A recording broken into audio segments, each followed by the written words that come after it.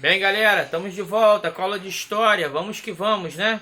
Continuando aquele assunto que a gente falou, porque um dos atores que a gente viu falar por exemplo na semana passada, que a gente estava falando sobre a Primeira Guerra Mundial, né? Aquela guerra que foi muito, no começo conhecida como Grande Guerra, porque foi uma guerra basicamente dentro do continente europeu, por mais que houve alguns confrontos fora da Europa, mas eram confrontos ligados às questões europeias, né? De países, né, que dominavam determinadas regiões fora do seu local, da sua metrópole.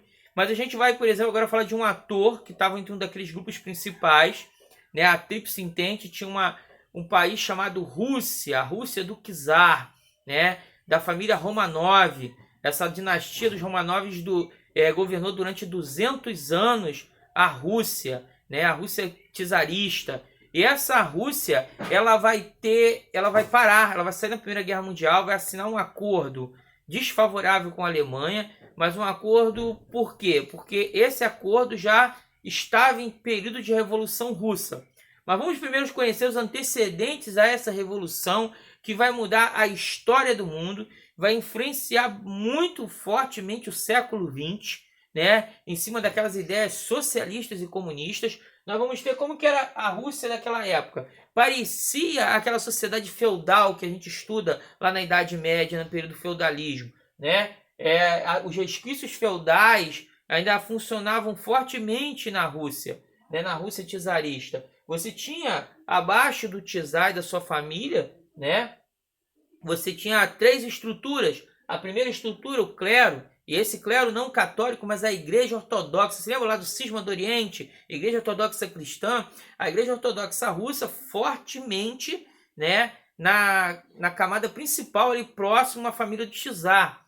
Segundo grupo, a nobreza. Quem era essa nobreza? Os donos de terras, né, latifundiários. O camponês analfabeto, sem recursos, muitas vezes até sem alimento, uma pobreza gigantesca. Por mais que no período czarista, né, nós vamos ter alguns, como aquela déspota esclarecida Catarina, né, que governou a Rússia durante um tempo e aí fez algumas mudanças iluministas. Por mais que você vai ter Alexandre, Pedro o Grande, né, alguns czares que vão ser famosos pelo seu poder, pela sua forma de governar. Por mais que a gente vai ter, na verdade, a abolição da servidão na Rússia czarista, mas você, na verdade, tem uma estrutura que ela ainda continua mantendo esses laços de servidão, por mais que eles, por lei, já não existam mais, né? Então, a gente tem uma Rússia agrária, em que só existia um polo de industrialização em Moscou e São Petersburgo, muito pouco para um país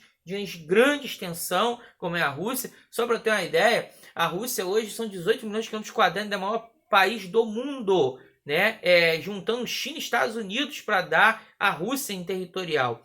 Né? A gente viu aí quando teve a Copa do Mundo da Rússia que o país até tem fusos horários, são totalmente diferentes por causa da sua extensão. Parte deles está no continente asiático, parte no continente europeu, né? Essa Rússia de tantos contrastes, havia um contraste muito grande também sobre a nobreza, a ostentação, principalmente dessas duas cidades, Moscou e São Petersburgo, né? Para a diferença do restante da Rússia, totalmente atrasada, né? Afastada da modernidade que já da Belle Époque, que era a realidade da Europa Ocidental. Bem, você tinha aqui no terceiro grupo o povo. Quem era esse povo? Na verdade, esse povo era o camponês, era esse operariado pequeno dessas duas cidades que nós falamos, né? Os soldados, a grande parte da pobreza e até aqueles que são profissionais liberais, advogados, médicos, por mais que essas profissões também era difícil você ter, porque a grande maioria desses pertenciam à nobreza, né? A gente tem aqui essa estrutura. Você via um regime czarista, era uma monarquia que passava de pai para filho, né? E a Rússia já vinha de uma estrutura cansativa desde as guerras anteriores. Teve aquela guerra contra Napoleão em que eles perderam, mas acabaram vencendo porque Napoleão não conseguiu se manter por causa daquela tática de terra arrasada. Depois, próximo à Primeira Guerra Mundial, você vai ter a Guerra da Manchúria, em que o Império Russo perde para o Império Japonês, né? É derrotado. E agora, uma parte principal, né, o czar, em apoio à Sérvia, né, e apoio aos grupos que estão ligados a ele, vai entrar na Primeira Guerra Mundial. A Rússia tinha um grande exército em quantidade de pessoas, um exército respeitável, o exército vermelho, mas infelizmente um exército que estava muito fragilizado na questão de munição, de armamento, e faltava para alguns soldados até o principal do uniforme e até as botinas. Isso são coisas que a gente vai ver mais um pouco para frente. Continua comigo aí que a gente vai continuar de Revolução Russa. Bem, seguindo o nosso momento aqui, né?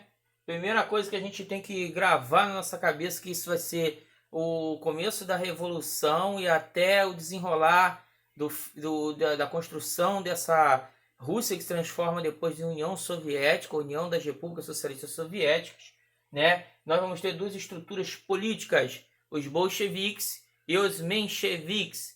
Bolcheviques quer dizer maioria, mencheviques minoria. Os bolcheviques eram mais radicais, né? Seria o que a gente consideraria no questão do plano ocidental político de esquerda, né? Grupos que eram ligados aos operários, aos camponeses, aos grupos mais pobres, queriam a revolução total, né? Enquanto os mencheviques, que vão ser o grupo que vai assumir o início da Revolução Russa, era um grupo que era mais, né, preocupado com a questão da propriedade privada, era um grupo que era uma burguesia, né? Um grupo mais ligado à burguesia, né, comercial, a essa burguesia também latifundiária. Então a gente vai ter aqui, né, no começo da Revolução, o controle até da mão dos mencheviques. Como tudo vai começar em 1905, né, você vê que já tem um episódio anterior à Primeira Guerra Mundial, que é o Domingo Sangrento, em que grupos operários nas cidades principais aí vão começar a fazer greves e protestos, manifestações. O Domingo Sangrento vai ser uma marca de um momento em que o czar manda agir com muito ímpeto, né, contra esses grupos. E aí a gente vai ter uma morte de vários civis, né? Os militares vão matar vários civis nesse domingo, que fica marcado na história russa como Domingo Sangrento. E depois, com toda a tensão e construção disso tudo, e até a entrada da Rússia na Primeira Guerra Mundial, depois da derrota na Guerra da Manchúria para o Japão, né?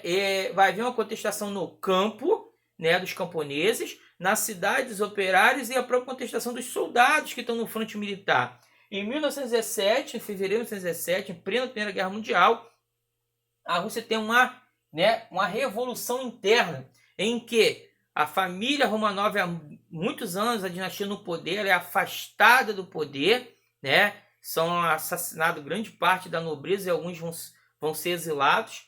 E aí o que vai acontecer? Você tem a Revolução de Fevereiro, em que o grupo menchevique toma o poder, né? E aí a gente tem duas estruturas importantes aqui a entender. Primeiro são os soviéticos, que vai ser mais importante para outra revolução ainda, porque Lenin, o líder dos bolcheviques, vai dizer sempre um lema chamado todo poder aos soviéticos. O que eram os soviéticos? Eram grupos, né? Era formação de como se fossem sindicatos, eleitos, representantes eleitos pelos camponeses, operários e soldados, né? Era dessas estruturas que começa-se a ideia da Revolução Russa. E aqui no meio desse grupo tem a Duma, que é o parlamento russo. E que nesse começo os mencheviques que vão dominar, né, vão conduzir isso. E você vai ter um líder chamado Alexander Kerensky, que vai ser o líder desse governo provisório, né, que é o governo da Duma, que seria a transição para outra revolução que vai acontecer. Por que transição? Porque esse primeiro momento menchevique, ele vai ainda ter muita tensão e conflito, porque eles dizem dialogar com os soviéticos, mas na verdade não há diálogo, há uma manutenção das estruturas só tirada do czar do poder, né? Então por isso a revolução não vai parar aí, ela continua seguindo. Bem, gente, continuando, né? Revolução Russa, aí a gente vai ter a segunda fase, né? Outubro de 1917, essa fase é a fase que a transformação ela começa a se concretizar, né? Aqui a gente tem a trindade, né, socialista soviética, Lenin, Trotsky e Stalin, tá? Esse Lenin, ele vai ser o líder dessa revolução russa, tá? O que acontece? Primeiro vamos entender como que está a estrutura nos meses em que a Duma toma o poder. Ela vai continuar, como eu falei, mantendo as raízes da antiga Rússia, né? Na prática do liberalismo e do capitalismo. E aí você tem os bolcheviques exilados fora da Rússia, né? Só que esses bolcheviques vão voltar, ter a tomada de poder em outubro de 1917, e aí eles vão seguir esses dois lemas aqui principal. Todo o poder aos soviéticos, que são aqueles grupos representativos, paz, pão e terra. paz, porque você vai ver que uma das ações de 1918 é o Tratado Brest-Litovsk, em que a Rússia ela acaba aceitando, né, um acordo de paz com as potências centrais, perdendo a Finlândia, perdendo países bálticos, algumas regiões que ele estava tentando a tomada de poder e alguns que já estavam até conquistado, parte da Polônia, né? E pão vai entrar naquilo tudo que vai acontecer, da questão da mudança econômica de uma ideia de socialismo mais igualitário. Terra, a reforma agrária, né? Então, de cara, eles vão estatizar os bancos, as estradas de ferro e indústria vão se transformar em instituições governamentais, vai ser tomada da burguesia, né?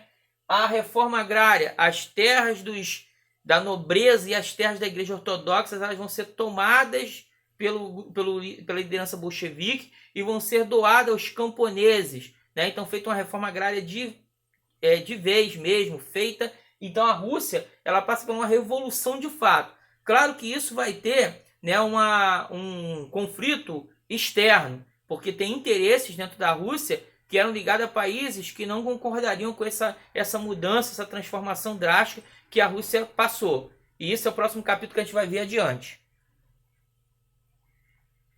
Vamos lá, gente, continuando, né?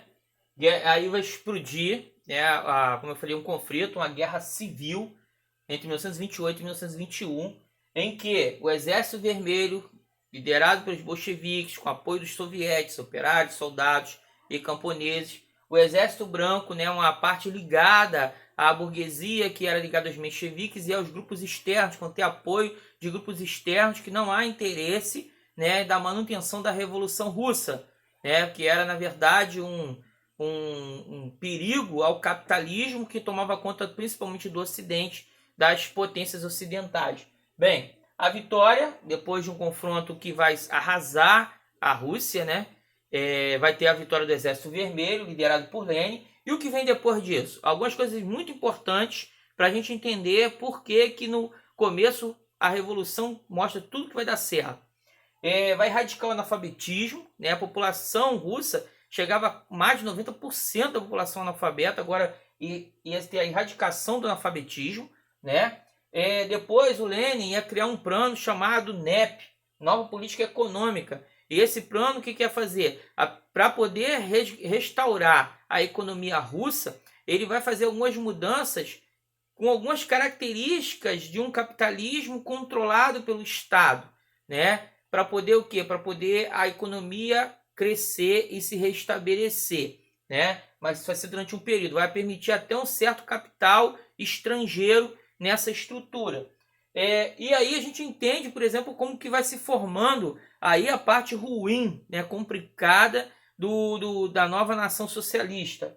Partido único, né, o Partido Comunista, censura, né, de jornais, censura de qualquer meio de comunicação, né, e a formação de uma ditadura que vai se estabelecer principalmente no governo de Stalin, com a morte de Lenin depois, em que vai ter uma disputa de estrutura entre os outros dois, Trotsky e Stalin, e que Stalin vence, e não só vence, como persegue Trotsky até fora do país, até mandar executar ele no México. Bem, em 1922 a gente vai ter a formação dessa potência, né, importantíssima na história da Segunda Guerra Mundial e na Guerra Fria, que é o que? A URSS, né, na nossa denominação, União das Repúblicas Socialistas Soviéticas, conhecida também popularmente como União Soviética, né? Então vamos seguindo, mais capítulos dessa história.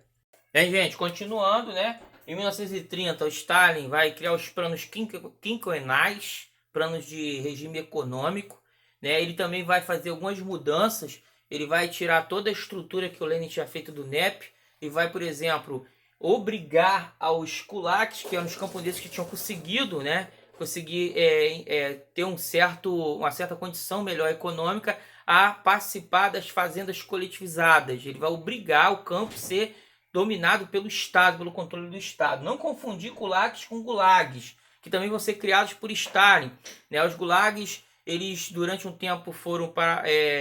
se existia antes no período czar, locais que eram colocados grupos judeus, mas os gulags vão ser verdadeiros campos de concentrações na Sibéria, em que vai ser preso todos os inimigos do regime stalinista, né? Tem a ideia de mais de 5 milhões de presos nesse regime de trabalhos forçados, na Sibéria, e tem-se a ideia de quase 500 mil executados por Stalin. Todos os inimigos até, né, você vê sobre Trotsky que ele foi buscar o cara até no México, até assassiná-lo, né, para tomar o poder de vez.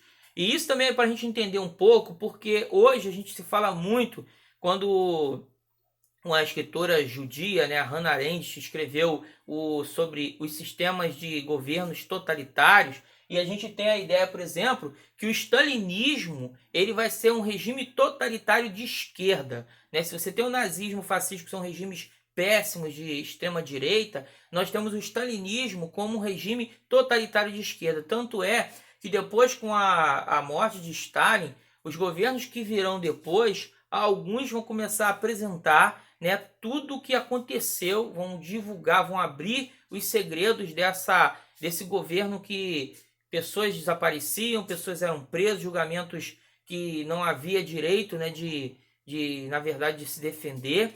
E esse número aqui assustador, né, de 5 milhões de presos e 500 mil executados, né, dentro do stalinismo soviético, tá? A gente vai agora só falar para fechar sobre os impactos da Revolução Russa no mundo.